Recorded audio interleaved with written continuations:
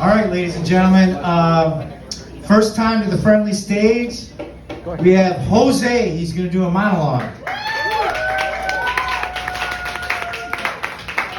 So basically, I'm going to do a monologue by Ramirez known as I Am Not Batman. It is a chilling and very funny story of a young man in the grips of poverty who becomes or pretends to become the Cape Crusader to escape his poverty. But one night, both of his worlds of fantasy and reality combine into an epic showdown that I just love, and it breaks my heart every time I read it. But it's emotional, it's funny, and I think you're all going to enjoy it.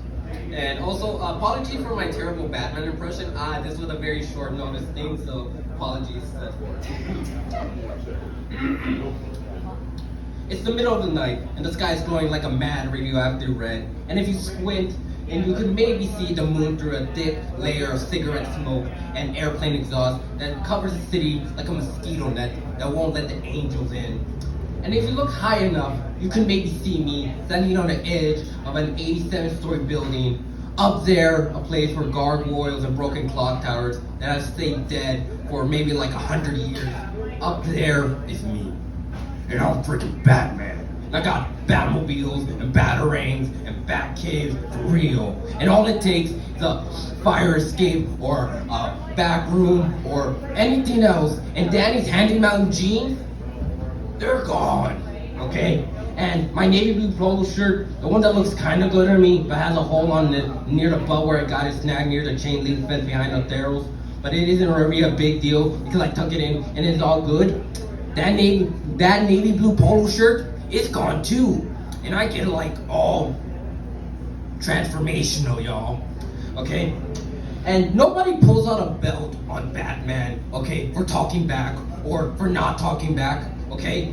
And nobody calls Batman simple or stupid or skinny because they got nothing but respect for Batman, okay? And nobody fires Batman's brother from the Eastern Taxi Company because they were making cutbacks, okay? Because like I said, they only got respect for Batman. And I'm not talking about like afraid respect, I mean respect, okay? Because Batman doesn't mean nobody harm. And no one's afraid of you, ever, okay? Because all Batman wants to do is settle down, save a few people, and maybe pay Abuela's bills one day. That's all. Oh yeah, and kill the Joker. Tonight, like most nights, I'm all alone. I'm watching, I'm waiting. Like an eagle, or... Yeah, like an eagle. And my cape is flapping in the wind because it's freaking long, you know. And my pointy ears are on, and the mask that covers half my face is on too. And I got like bulletproof stuff, and it's in my chest, so like no one can hurt me. And I mean nobody, because nobody comes between Batman, me, that's me, yes, hello, and justice. So and where I am, I can hear everything, yes.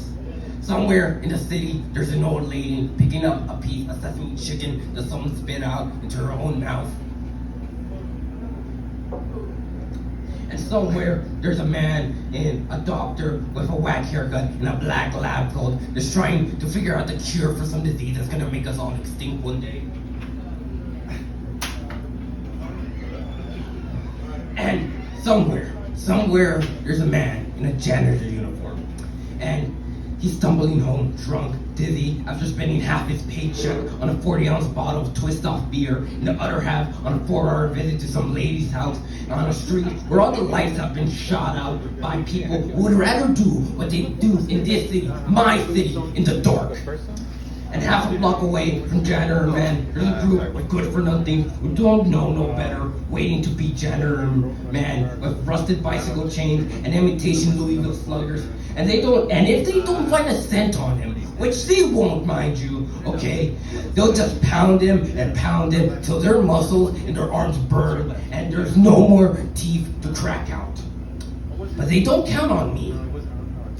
They don't count on a dark night with a stomach filled with grocery store bread, mac and cheese, and cut up Vienna sausages. Because they rather believe I don't exist. And from 87 stories up, I could hear one of the good for nothing say, "Give me the cash," all fast like that, just like, "Give me the fucking cash." and I see janitor man mumbling something in some drunken language and turn pale from 87 stories up. I could hear his stomach trying to hurt its way out of his stickies. So I'm down like, and I'm fast, I'm like darkness, and I go, whoosh! And I throw a batarang at one of the naked light bulbs, and they're like, whoa! Motherfucker, who just turned out off the lights? What's that? What's over there? Give me what you got, old man. Did anybody hear that? No, really. There ain't no bat. But then, out of the three good for nothing gets it in the head. Bam! And the number two swings it right blindly into the dark, but he came before it. But before he spits anything, I grab a trash can and bam! Right in the gut. Number one comes back with a jump kick, but I know judo karate too, so I'm like, twice. Yeah, that's right. I do it twice. But before I can do anything more damage, all I hear is a click, click. And suddenly, everything gets quiet. One of the good for nothing left standing, there's a handgun straight up, like he's holding Jesus hostage, like he's threatening to blow a hole in the moon. And the good for nothing who got it in the head, who tried to jump kick me, the other good for nothing who gets it in the gut, both scrambling back away from the dark figure before him. And the drunk man, the janitor man, is huddled in a corner praying to St. Anthony because that's the only one he remembers. And then there's me, eyes glowing white, cape blowing softly in the wind, bulletproof chest, heaving, my heart beating, right through in Morse code. Fuck with me, just once, just try. And one of the good for nothing left standing, the one with the handgun, he laughs. He lowers his arm, he points it at me, and gives the moon a break. And his aim right between my pointy ears, like goalposts in his special team. And janitor man, he's still calling on St. Anthony, right? But he ain't picking up. And for a second, and for 1 second, one clear moment, maybe I'm gonna lose.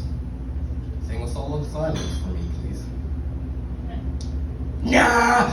Bow, bow, bow! Smash head, neck scrap, skin, meat acid, bow, bow, crack! Yeah, that's right, Batman doesn't need glasses anymore. And he's on the floor, and I'm standing over him with a gun, and I hate guns, okay? Asterisks, alright? If you don't know, Batman's parents got ice spike guns a long time ago, okay? That's why he doesn't like guns, okay? And I try to talk to him in a language that he understands. Maybe, just maybe. Click, click. And the good for nothings become good for disappearing to whatever toxic waste, chemical sludge shithole they come out of. And it's just me and janitor man. And I pick him up, and I wipe the sweat off his brows and his cheap perfume off his forehead. And he begs me not to hurt him.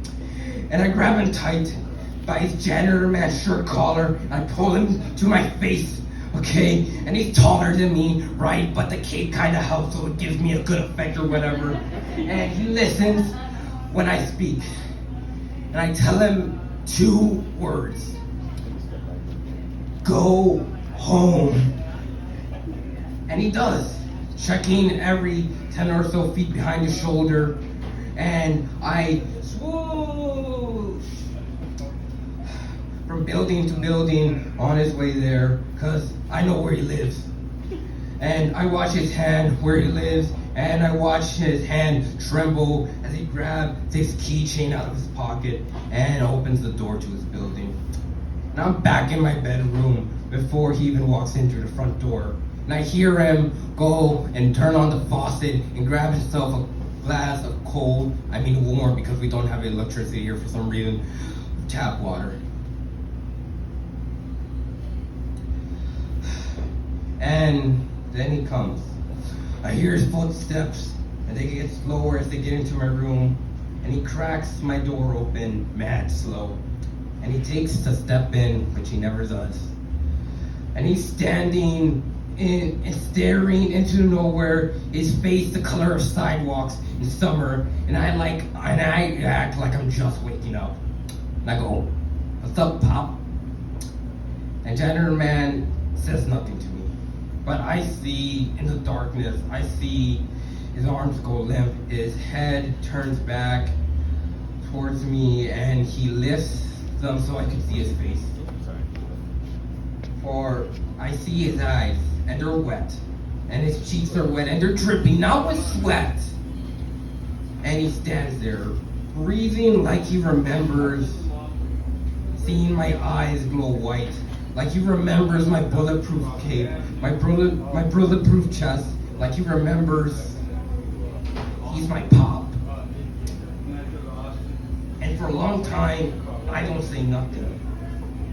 And he turns around with his hand on the doorknob, and he ain't looking up my way, but I hear him mumble 2 words. "I'm sorry."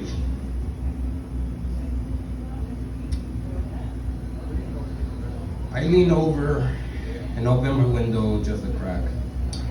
If you look high enough, you can maybe see me.